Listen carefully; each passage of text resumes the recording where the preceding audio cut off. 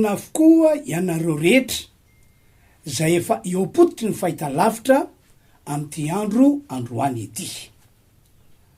Amangy anareo ane ny tompo Andriamanitra, amangy anareo ane izy androany ka ho ataony mitodika amin'Andriamanitra am'izay ianareo mba ho vovonjy ny fanahinareo, satria zay matsa tena lehibe indrindra amin'Andriamanitra, ianao manana fanahy voavonjy, ary mba ho voavonjy ihany ko ianareo manoloana ny olana misy am'izao vaninandro dia avitsika izao. Misy matoky aho fa amin'ny alalan'izao afatra sy fampianarana entiko zao, ary amin'ny alalan'ny vavaka zay ataoko ho anareo rehefa aveo no anamarinana Andriamanitra an'izany rehetra izany, dia ny amonjena ny fanahinao ary ny amonjenanao ho afaka amin'ny olana zay mianjady eo aminao manokana. Amaky baiboly isika arak'izay voasoratra ato amin'ny bokin'ny Luka toko 8:7-7 ka hatramin'ny 8:7 ka dia hoy aho hoe arao tsara zany tenin'Andriamanitra vakiny izany. Toy zao ny voasoratra: ary nisy vehivavy anankiray narary 12 taona zay efa nandany ny fananany rehetra tamin'ny mpanao fanafody, nefa tsy nisy nasitrana azy akory. Dia nakao ivoan'ny Jesosy raha vehivavy ka nanendry ny sonim-piaviavin-damany, ary niaraka tam'izay dia nijanona ny aretina. Ary hoy Jesosy, iza moa no nanendry ahy? Ary efa samy nanday izy rehetra. De hoy Petera sy ny namany, tompoko, ny vahoaka betsaka mifanety ka manizina anao. Fa hoy Jesosy, nisy olona nanendry ahy, fa fantatro fa nisy hery ny voaka avy tamiko. Ary rehefa hitandray vehivavy fa tsy takonazy izy, dia nangovotra izy ka nakeo aminy, sady niakoka teo anatrehany, dia nanambara teo anatrehany vahoaka rehetra zay antony nanendreny azy sy zay nasitranany niaraka tam'izay. 9 farany. Ary hoy Jesosy taminy, anaka, ny finoanao no nasitrananao, mandehana soamatsara. Avy amin'ny alalan'izay teny novakiny izay zany no akatsika fampianarana sy fampahiresana natao ho atsika rehetra, na ho ahy na ho anareo zay mahita sy mandre ahy androany.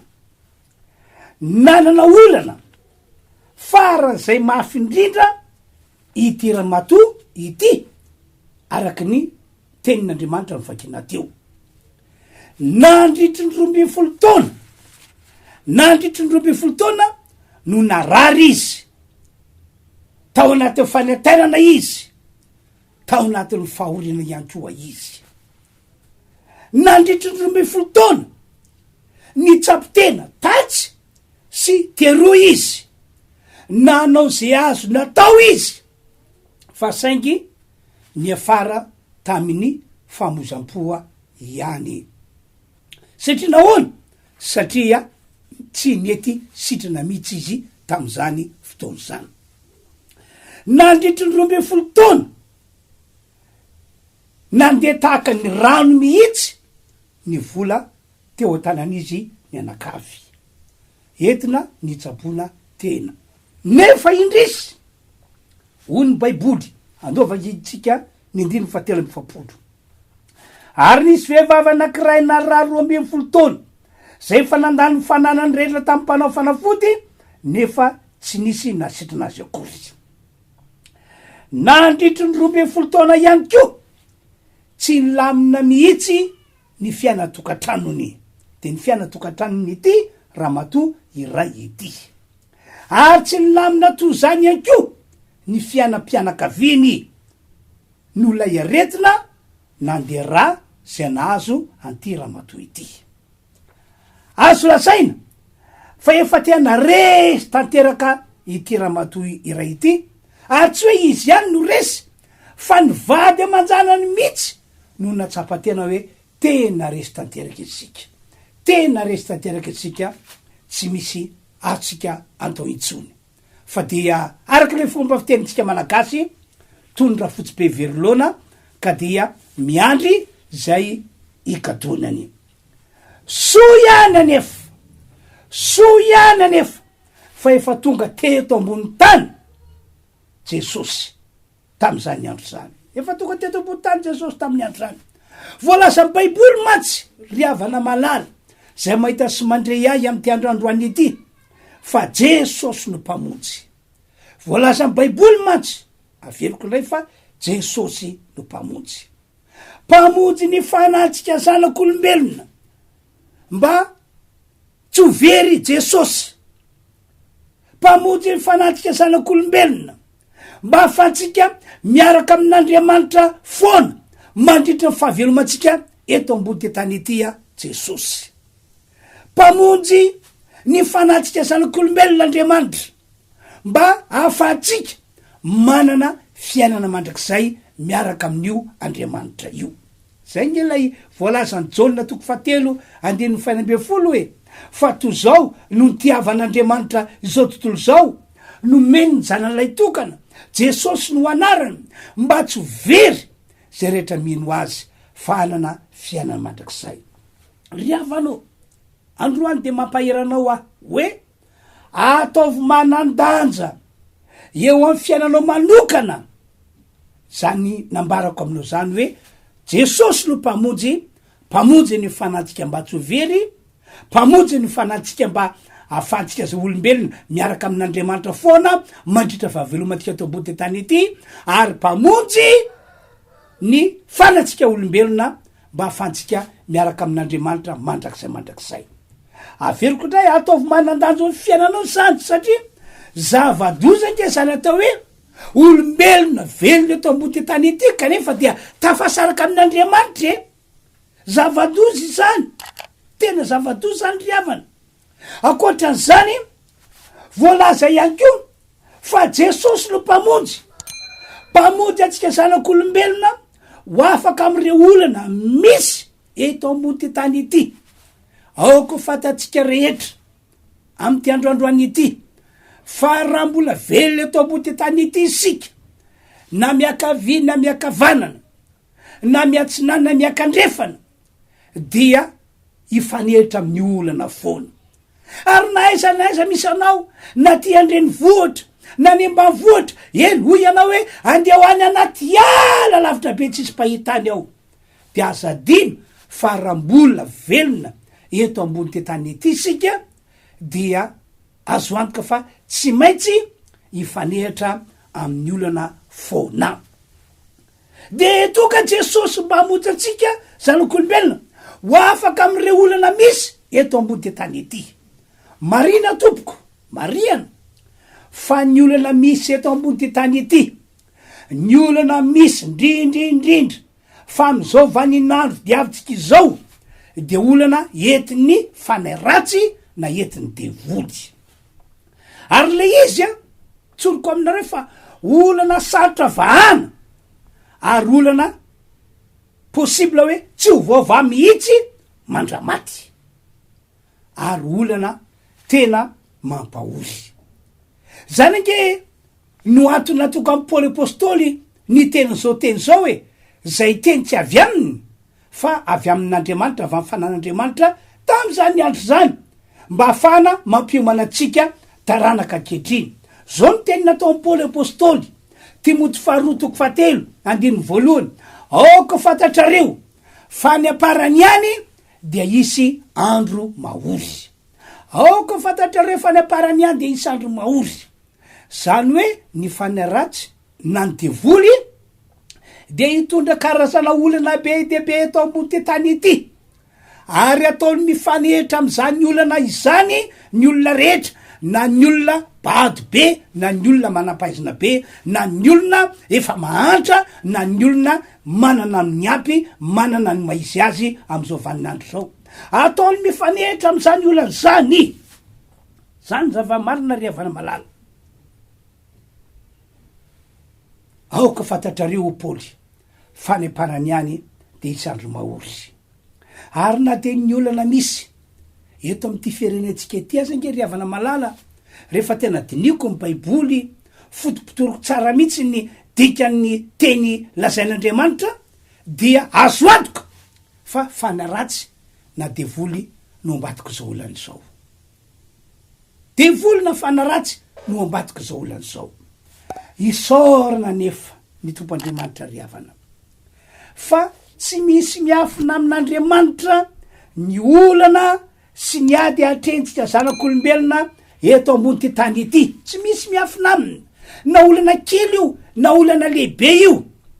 Ary fantatr'Andriamanitra tsara fa tsy maharesy sy tsy matohatra an'izany olana entin'ny fanaratsy na entin'ny devoly zany ny zanak'olombelona velona eto ambony ty tany ity. Fantatr'Andriamanitra tsara zany. Ary zany indrindra no antony natokan'Andriamanitra raitsy to, lay Andriamanitra tompony zao rehetra zao, lay Andriamanitra naharatsika zanak'olombelona, lay Andriamanitra nahametraka atsika zanak'olombelona velona eto ambony ty tany ity, zany no antony natokan'Andriamanitra nanome antsika an Jesosy Kristy zanak'Andriamanitra le nambarako taminareo hoe mpamonjy. Desizionn'Andriamanitra mihitsy ny nanomezany ny zanan'ilay tokana atao hoe Jesosy mba ho mpamonjy. Tsy mahavoavonjy atsika ho afaka amin'ny olana mahazo atsika mantsy isika. Tsy atsika ny mamonjy tena atsika.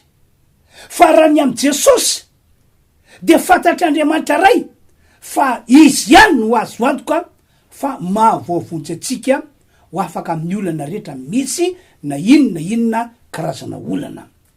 Tsy mahavoavonjy atsika ny fahaizantsika na ny fahalalantsika. Tsy mahavoavonjy atsika zay heveritsika hoe mahavoavontsika. Fa Jesosy Kristy ihany no azo antoka mahavoavonjy atsika ho iaho manoloanandre olana misy. Tena afaka mampitony ny fontsika sy ny saintsika tsy milamina Jesosy Kristy. Tena afaka manome fiadanana Jesosy Kristy. Zany nge no teny efa nataony Jaona 4:20, 7:20, efa teny ainareo le izy ho Jesosy, ny fiadanako no meko anareo, ny fiadanako no velako anareo. Tsy taka ny fanomezany ty zao tontolo zao ty ny fiadanana, ny fanomezako ny fiadanana ho anareo. Ny zao tontolo zao raha mame fiadanana de mandalo sy miserana. Fa Jesosy Kristy rehefa mame fiadanana de tena heninao mihitsy, tena heninao hoe mahafinaritra, mahasambatra ny fiainana iainana eto ambony ty tany ity. Voaingana zao nisy tovavy anankiray, zay ngamba ny anzarako azy, tovavy ho iasa satria mbola tanora de tanora izy fa manana olana amin'ny lafiny ara-pitiavana. De tena saika isan'andro izy misento. Ary tamizy ny telefônina voalohany indrindra de ny tantara fa nikasa mony tena mihitsy izy no le olana sedrainy.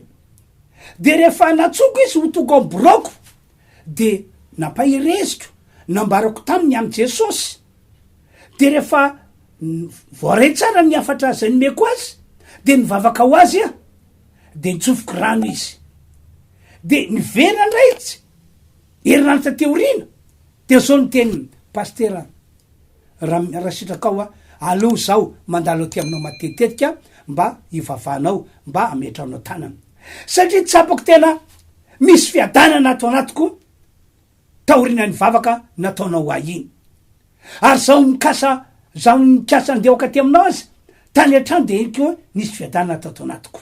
Ka de tiako resaky herinandro mandalo ety doy ao antsaiko. Normal be raha matsapa fiadanana izy. Satria nahoana? Satria nino a Jesosy izy, satria nandray a Jesosy izy, satria miainy ny torevitra nomeko azy izy, nampiariny ny torevitra nomeko azy.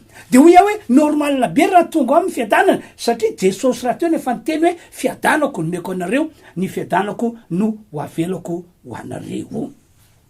No zany ampafantariko anareo zay mahita sy mandray ahy androany fa ny olona mino an Jesosy ho mpamonjy mananazy ho mpamonjy ary ny olona efa nandray azy ihany nandray an Jesosy ihany ho ao anatiny no azo antoko fa atao an'Andriamanitra menika no vonjena ho afaka am'ireo olana ho afaka am'ireo ady misy eo amin'ny fiainany. Averiko indray hoe ny olona zay nino an Jesosy ho mpamonjy, ny olona zay manana an Jesosy ho mpamonjy, ny olona zay efa nandray an Jesosy ary nampitoetra an Jesosy ao anatiny, zany olona zany no azo antoka fa ataon'Andriamanitra mendrika, ataon'Andriamanitra mendrika hoia, mendrika ny hovonjena ho afaka amin'ny olana, ny hovonjena ho afaka am'ireo ady rehetra zay mitranga eo amin'ny fiainana. Ary azo antoka ihany koa fa tsy maintsy ataon'Andriamanitra mandresy izy, tsy diso mihitsy ny teny ao anatin'ity baiboly ity zay voalaza ao amin'ny Korintiana voalohany toko 15 andiny 17 hoy ny voasoratra manao hoe fa isaorana ny Andriamanitra zay nanome fandresena antsika amin'ny alalan'i Jesosy Kristy tompontsika. Zany hoe Andriamanitra zany dia efa nanome an Jesosy Kristy ary zany Jesosy Kristy zany no ataon'Andriamanitra lalana entina mampandresa antsika manoloana ny olana, manoloana ny ady zay atrehany. Zany ho ato mahatonga amin'ny teny ary mbola veriko ihany hoe ny olona mino an Jesosy Kristy irery ihany, ny olona manana an Jesosy Kristy ho mpamonjy azy ihany, ary ny olona efa nandray an Jesosy Kristy ho ao anatiny ihany, ny olona tak'izany ihany ho ao no ataon'Andriamanitra mendrika ny hovonjena ho afaka am'ireo olana, ho afaka am'ireo ady zay mianjady eo amin'ny fiainany. De iverentsika indray tantaran'ilay vehivavy narary nandeha rà nandritry ny 12 taona. Narary nandeha rà nandritry ny 12 taona ity ramatoa iray ity zay efa hitatsika tamin'ny alalany Luka toko 9 andiny 17 ka hatramin'ny andiny 20 ny tantarany. Efa antsapi tena tatsy teroa ty vehivavy ity fa tsy nahita fanasitranana mihitsy. Normal raha ohatra ka namoy fo mihitsy izy tam'izany andro zany. Fa soa ihany fa efa tonga teto ambony tany Jesosy lay mpamonjy, lay mpanasitrana, lay mpamaolana, soa ihany hoia. Ka rehefa nanapa-kevitra ty ramatoa iray ity fa de andeha anatona Jesosy Kristy, de akory ny zava-magaga ry havana malala, ny nanatony an Jesosy no ela dia sitrana le ramatoa, sitrana tamy fomba magaga mihitsy izy, tena hita mibaribary hoe Andriamanitra no ny asa namonjy azy, Andriamanitra no ny asa nanasitrana azy, nanasitrana azy nanafaka an'ilay aretina zay nanjo teo amin'ny fiainana. Lositrany Jesosy izy tam'izany satria nanam-pinoana fa Jesosy no mpamonjy, nositrany Jesosy izy tam'izany satria nanatona Jesosy. Zay nge le voalaza amin'ny 7 ary ary amin'ny 9 hoe andonge averina vakena le teny ary nisy vehivavy anankiray narary 12 taona zay fa nandany fananany rehetra tamin'ny mpanao fanafody nefa tsy nisy nasitrana azy akory. De nakao ivony Jesosy raha vehivavy ka nanendry ny sompiavavindamany ary niaraka tam'izay de nijanona ny aretina. Nakao ivony Jesosy raha vehivavy zany hoe nanatona Jesosy raha vehivavy de 9 aroa Jesosy taminy anaka ny finoanao no nasitrananao mandehana somatsara. Rehefa nanatona Jesosy raha vehivavy de atao amin'ny finoana fa ho sitrana ary de voasoratra io hoe sitrana somatsara izy. Ry havano ianareo zay mahita sy mandre ahy am'ty androandroany ity, hoy aho aminareo efa tonga teto ambony tany talohany nateranao ny tombo Jesosy lay voalaza hoe mpamonjy, mpanasitrana, mpamaolana. Mbola tsy teraka ianao de efa tonga teto ambony ty tany ity Jesosy Kristy.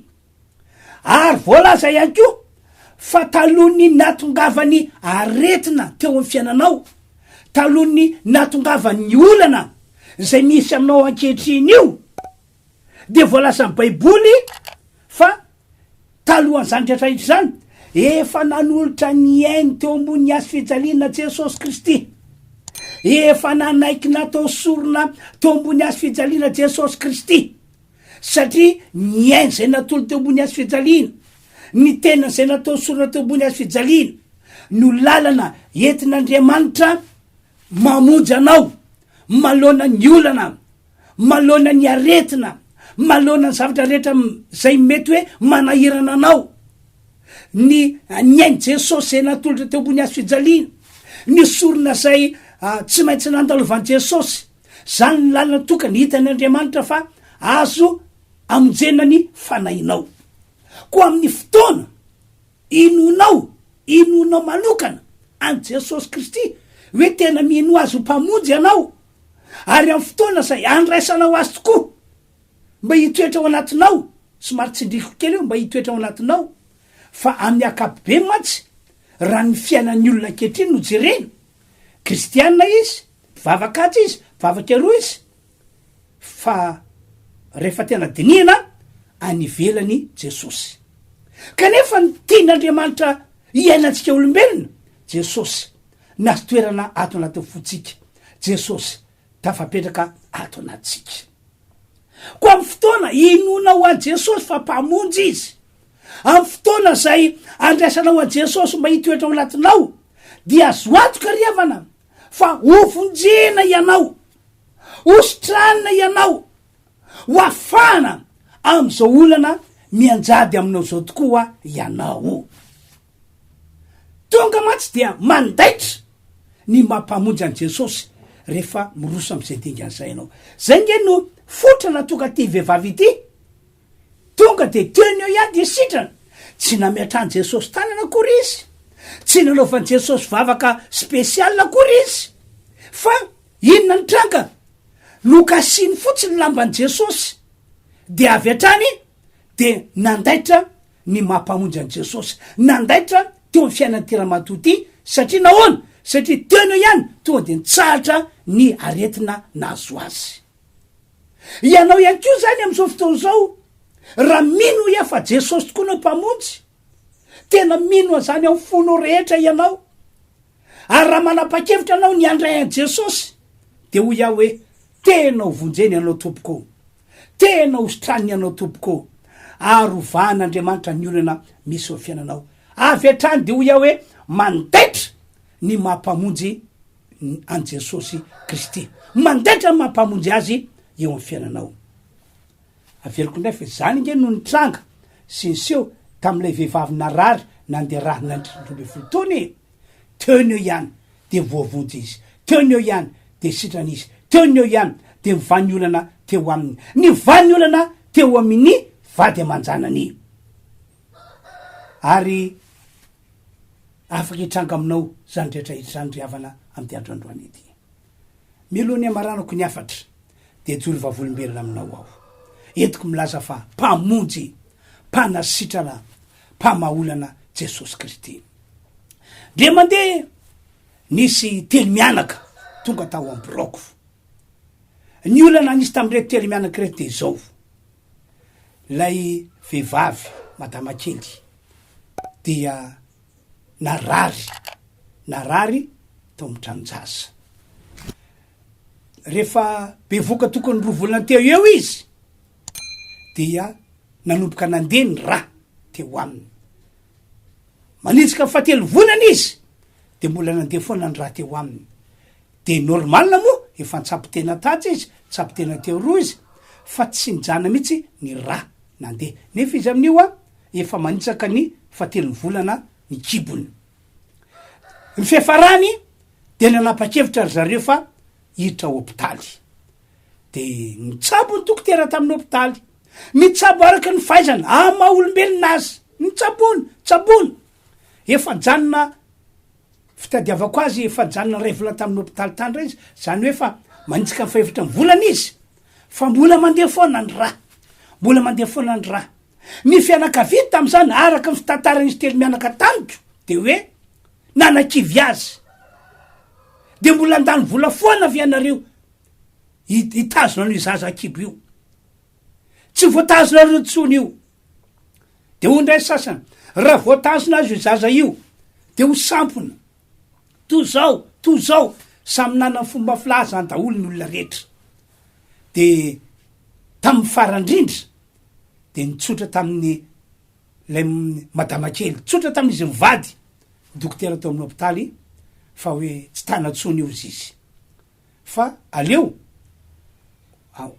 voafotsitra aleo esorina mialofo fa tsy tanatsony io de tsy nety mihitsy izy mivady tsy nety izy telo mianaka tena tsy nety de faramoa de nivoaka ny hôpitaly any zareo voaka ny hôpitaly zareo de namatana tany amboroko ny tantara zany problema natrehany zany ny tantara zany aretina nazo azy zany de inona moa nataoko fa mampanompon'Andriamanitra zay soloten'Andriamanitra solombavan'Andriamanitra ny mampahery azy reo nataoko ny name torohevitra azy reo nataoko ary ny vavaka ho azy akory riavana zava-makaka fa taorina vavaka tsy nandeha tsony ny raha de ny olona tam'izany mbola miteny hoe eny efa tsy nandeha tsony ny raha fa saingy efa sampony io zaza io efa tozao zaza io de nino zareo fa Andriamanitra dia magaka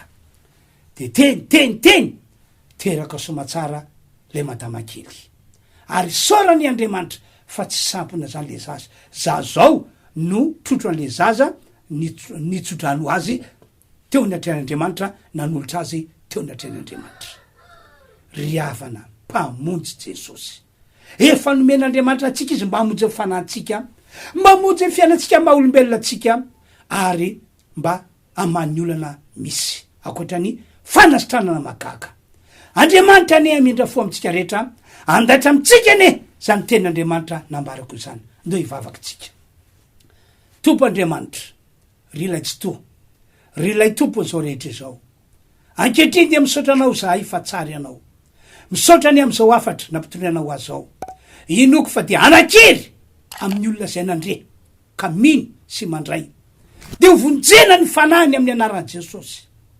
hosotranina izy raha marary ho vahana ny olana misy ny fiainana ahita ny herin'Andriamanitra miasa am'izao vaninandro zao ane izy misaotra ray malalo de raina mandrakizay ny anaranao amin'ny anaran'i Jesosy amen de ny teniko farany angambany de ity tsy mitsatra ny manasanareo zahay fiangonana RHEFI Androndrakely mamonjy ny fitoam-pivavahana zay ataonay inona ny antony tena resy lahatra nge zay riavany fa tena miasa amin'ny alalany sy hoasan'Andriamanitra fiangonana RHEFI Androndrakely zao ny tompo Andriamanitra mino fa tian'Andriamanitra vonjena amin'ny alalany sy hoasy zao ianao ka de ho iaho hoe tongava tompoko tena tongava reo hitanao reo ny fandaram-potoana mino fa fotoanan'Andriamanitra itsonjovana anao manokana izao ka de rasoa tompoko samy tain'Andriamanitra sika rehetra